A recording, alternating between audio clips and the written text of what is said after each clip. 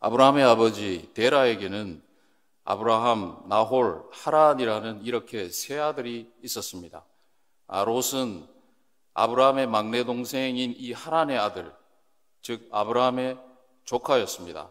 이 롯의 아버지인 하란은 일찍 죽었기 때문에 이 맏형인 이 아브라함이 일찍 아버지를 잃은 이 조카 롯을 돌보고 키웠어요. 그래서 이 롯에게 아브라함은 아버지 같은 존재였어요. 어느 날 이 롯은 이 삼촌 아브라함에게 엄청난 얘기를 듣게 됩니다. 하나님으로부터 이 고향을 떠나서 약속의 땅을 가라는 그 제안을 받는데 같이 가자는 것이었어요. 롯이 직접 이 하나님의 음성을 들은 것은 아니죠. 하지만 이 아버지처럼 늘 의지하고 따랐던 이 삼촌을 믿고 따라갑니다. 롯은 아브라함을 따라 정든 고향 땅 우르를 함께 떠났어요. 이 갈대아 우르에서 이 도착지 가나안 땅은 무려 1,500km나 됩니다. 이 도착한 가나안 땅을 덮친 큰 흉년을 피해서 또 애굽 땅으로 내려가는데 그때 내려갈 때도 함께 가요. 이 정든 고향을 떠나서 낯선 이국 땅으로 정착하기까지 이 머나먼 여정길 모두를 아브라함과 동행한 사람이 바로 롯이었습니다. 게다가 아브라함은 오랫동안 아이를 갖지 못했죠. 근 30년 동안 동고동락하면서 이 자녀처럼 여겼던 롯을 끔찍이 아꼈을 겁니다. 그런데 이런 두 사람에게 오늘 본문에서 갈등이 벌어집니다. 첫째, 두 사람은 어떤 갈등이 생겼다고 말합니까? 6절 말씀 함께 읽겠습니다. 그 땅이 그들이 동거하기에 넉넉하지 못하였으니 이는 그들의 소유가 많아서 동거할 수 없었음이니라. 이 소유가 갈등의 원인이 된 것이죠. 이 소유라 함은 개인이 소유한 그 재산을 말합니다. 가축을 방목하는 유목민이었던 이 두 사람의 재산은 바로 가축이었죠. 이 소양, 가축들 이 숫자가 불어나서 이들을 먹일 목초지가 부족하게 된 것입니다. 7절 말씀에 보면 아브라함의 가축의 목자와 롯의 가축의 목자가 서로 다투고라고 했어요. 여기서 이 다투고라 하는 것은 때로는 이 주먹질하고 싸우는 것도 포함돼요. 이 자기 주인 가축을 먼저 먹이겠다고 이 필사적으로 싸우는 종들의 다툼은 거의 필사적으로 싸움이었을 겁니다. 좋은 목초지를 구하지 못하면 가축을 기를 수 없기 때문에 이 거주지 선택은 가족의 장래 그리고 또 전 재산의 사활이 걸린 중대한 문제였습니다. 더구나 이 가나안 땅에는 그 브리스 원주민과 가나안 이 원주민이 살고 있었어요. 그러니까 그 땅에서 이 싸움이 더 커졌던 거죠. 두 사람이 거느리는 이 식솔들 사이에서 이 싸움이 잦아지면서 틈새가 벌어졌습니다.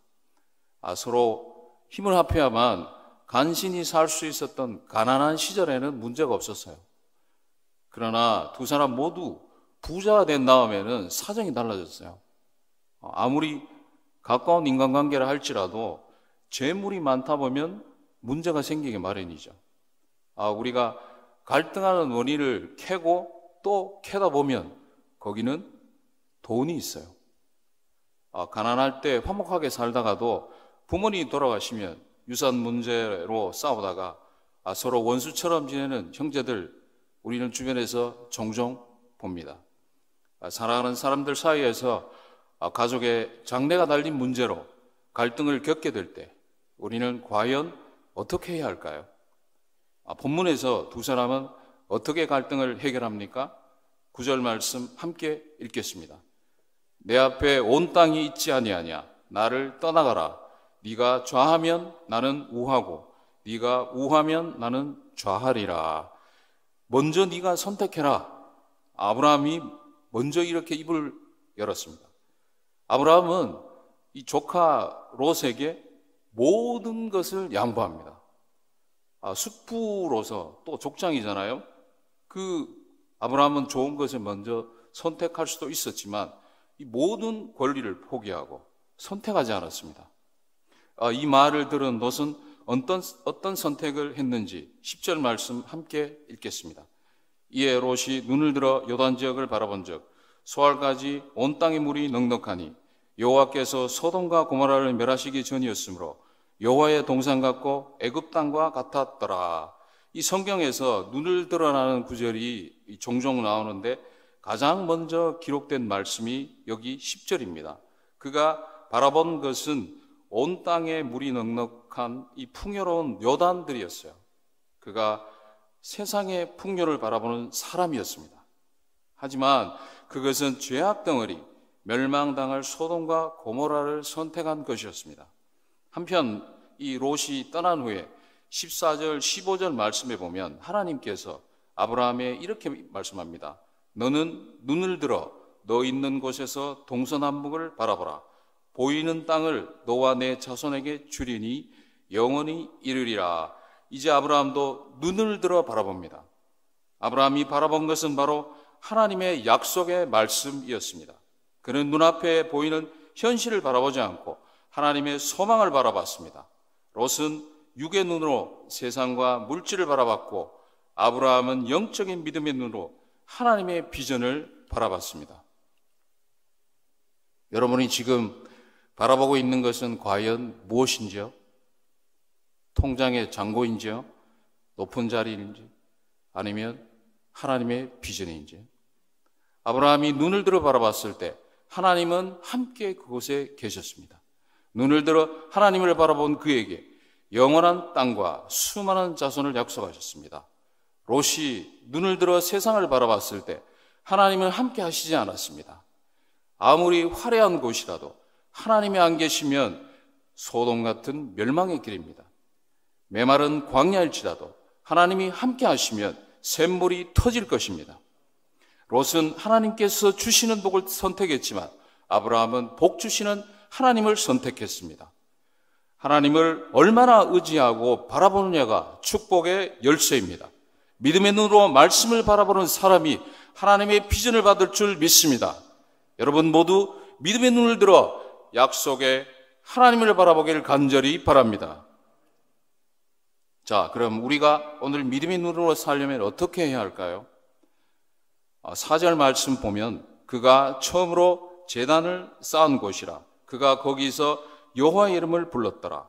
18절 말씀에 보면 이에 아브라함이 장막을 옮겨 헤브론에 있는 마므레 상수리 수풀에 이르러 거주하며 거기서 여호와를 위하여 제단을 쌓았더라.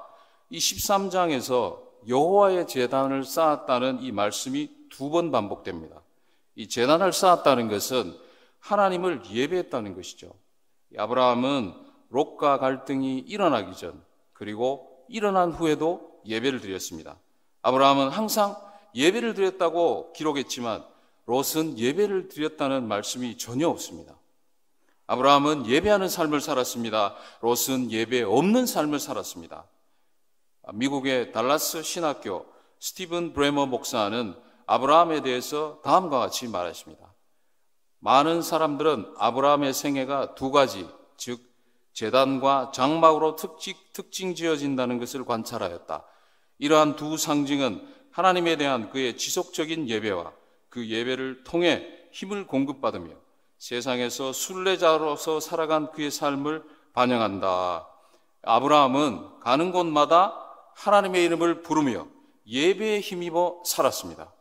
사랑하는 여러분, 여러분은 가정, 직장, 학교 어디를 가든지 예배에 힘입어 살고 계신가요? 무엇보다도 이 새벽에 하나님의 이름을 뜨겁게 부르는 예배 되기를 바랍니다. 이 예배가 여러분의 삶 속에서 최우선 순위가 되기를 바랍니다. 하나님과 교제하는 이 예배 자리를 통해서 오늘 살아갈 힘을 얻기를 바랍니다.